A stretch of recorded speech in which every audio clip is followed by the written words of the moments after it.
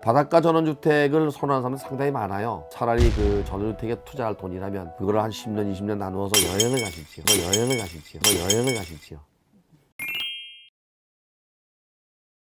바다가 로망인 사람들은 동해안 바다나 또는 서해안 바다에 가서 바다가 바라보이는 지역에 전원주택을 갖고 싶은 게 꿈일 수 있거든요. 바닷가 같은 경우는 두 가지 단점이 있어요. 썰물 밀물 때 서해안은 냄새가 납니다.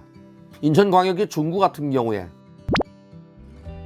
썰물 밀물로 나간 상태에서는 갯벌이 나올 때 그 냄새는 바닷가에 살아보지 않은 사람들은 굉장히 역하고 비리게 납니다. 썩는 냄새가 나거든요. 바닷가에 살 때는 그 부분도 감안해야 되고요. 두 번째는 바닷가에서 빨래를 열고 말리게 되면은 염분이 있어서 잘 마르지도 않고 또 역시 냄새가 납니다. 동해안 같은 경우는 뻘이 나오지 않지요. 파란 바다를 볼 수 있지만 도심지에서 너무 멉니다. 인천은 전철을 타고도 지하철 타고도 올 수 있지만 동해안은 적어도 평일에도 한 3시간 정도, 2시간 반 정도 걸리고요. 주말에는 5시간, 6시간은 보통이라고 생각합니다. 그쪽에 가서 사는 게 아니라면 먼 거리에 버거운 거리입니다. 바닷가를 선호하는 사람들은 그래도 서해안으로 가야 되는데 바로 영종도입니다.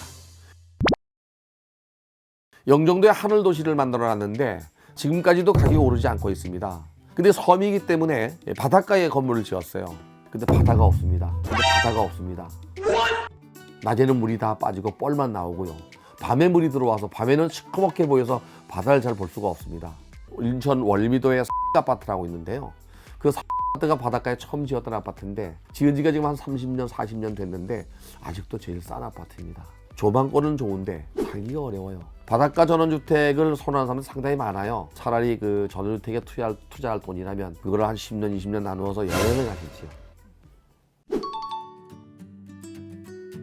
유실수를 심을 수도 있고요. 또 잔디를 깔을 수도 있고 또 여러 가지 조형물을 놓을 수도 있는데요. 관리할 능력이 없다면 안 하는 게 좋습니다. 나무의 종류에 따라서 그 계절마다 치는 약이 달라집니다. 나무는 잘 심어놨는데 벽이 걸리거나 벌레가 생기면은 그만큼 더러운 게 없습니다. 잔디도 약을 치지 않으면은 잔디가 잘 자라지 않습니다. 조형물도 만들어 놓고 관리하지 않으면 녹이 슬거나 깨지게 되면 흉물로 남습니다. 차라리 그 조그만한 텃밭을 만들어서 상추가 자라는 모습을 보고 기뻐하고 또 배추가 자라는 모습을 기뻐하는 게 낫습니다. 제 친구만 해도 지금 전원주택에 사는 한 평에다가는 고추 농사도 짓고 배추 농사 지면서 돌아가면서 이제 사과나무하고 대추나무 심어놨는데 사과를 따서 먹으러 오라는 소리가 없는 거 보면 매년 병이 드는 것 같고요.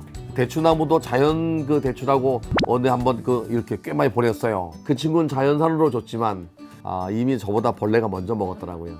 제대로 된 게 하나도 없었습니다.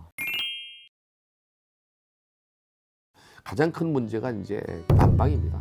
난방도 시골 같은 경우는 이동식 도시가스를 쓰는 경우가 있습니다. 통으로 사용하는 경우가 있고요. 저장고를 만드는 경우가 있는데 저장고를 만드는 경우는 또 비용이 꽤 들어갑니다. 이동식을 사용할 때에는 밖에 두게 되면 열 효율이 떨어집니다. 그래서 옛날에 우리 어머니들이 가스를 사용하다가 불이 안 켜지면은 따뜻한 물 끓여서 가스통에다 부으면은 다시 밥을 한 두세 번 한 적이 있어요. 가스 같은 경우는 배달이 용이하지 않으면 불편할 수가 있습니다. 들으시죠? 안 들어가지. 도심지만 들어갑니다. 관리비가 많이 나오는데 그 가스비가 많이 그래서 내가 나무를 떼라고 하는 거예요. 창고만 있다라면요, 나무를 떼는 게 가장 건강에도 좋고 열효율도 좋습니다. 비용도 절감되고요. 벽난로에 나무를 뗄 때 나무 종류도 잘 골라야 됩니다. 밤나무를 떼게 되면 가스가 나와서 쓰러질 수 있어요. 되게 이제 벽난로를 하거나 또는 태양열 판넬을 가지고 난방을 하는데요. 태양열은 좀 비추천을 합니다. 설치비에 비해서 효용성이 좀 떨어집니다.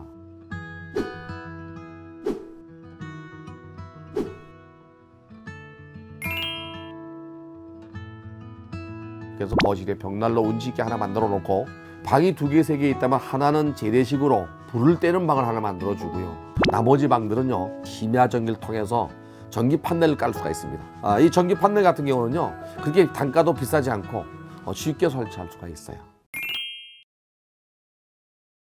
경기도 모시에서 마을 만들기 사업을 15년 정도 했습니다. 빈집을 리모델링해서 임대를 놓거나 또 전원주택으로 전환해서 또 매각도 하거든요. 점점 외부에서 이 시골로 이주하는 사람들이 많아지기 시작했고 주변 지역에 전원주택을 개발해서 분양하거나 또는 판매하는 경우가 많이 있습니다.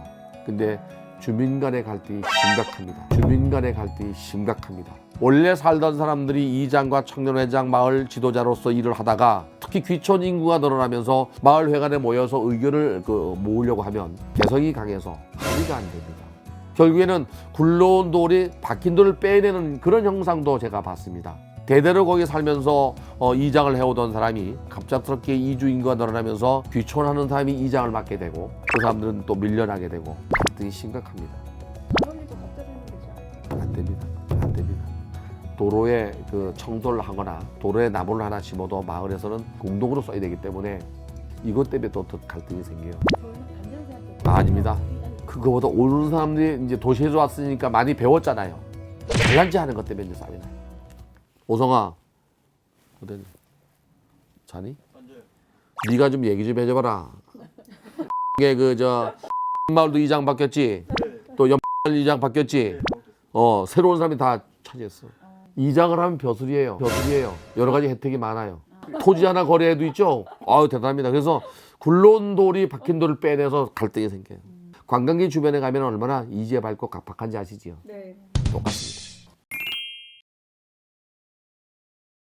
전원주택의 가격이 서울로부터 거리가 먼 지역은 좀 가격이 하락할 가능성이 있고요. 서울에 있거나 수도권에 있어서 거리가 가까운 데는 전원주택 가격은 올라갈 가능성이 높습니다. 전원주택 가격은 올라갈 가능성이 높습니다. 아파트 가격 상승만큼은 아닐 거라고 보여져요. 제 친구 중에 하나가 지금 20여 년 전에 미국으로 이민을 가면서 집을 다 처분하고 갔어요. 미국에서 조금 성공했지만 한국에 못 들어옵니다. 한국에 집이 너무 많이 올랐어요. 차라리 집을 놔두고 갔다면 들어올 수 있었을 텐데. 이 전원주택을 구입해서 나가는 사람들이 주택을 처분하고 갔다가 들어올 때는요. 전원주택 가격은 오르지 않았는데 이 아파트 가격이 올라서 다시는 못 들어오는 현상이 나타날 수 있어요. 근데 아파트를 두고 가면 일가구 유택이 돼버립니다. 만약에 완전히 이주한다면은요 심사숙고해야 된다고 생각이 돼요.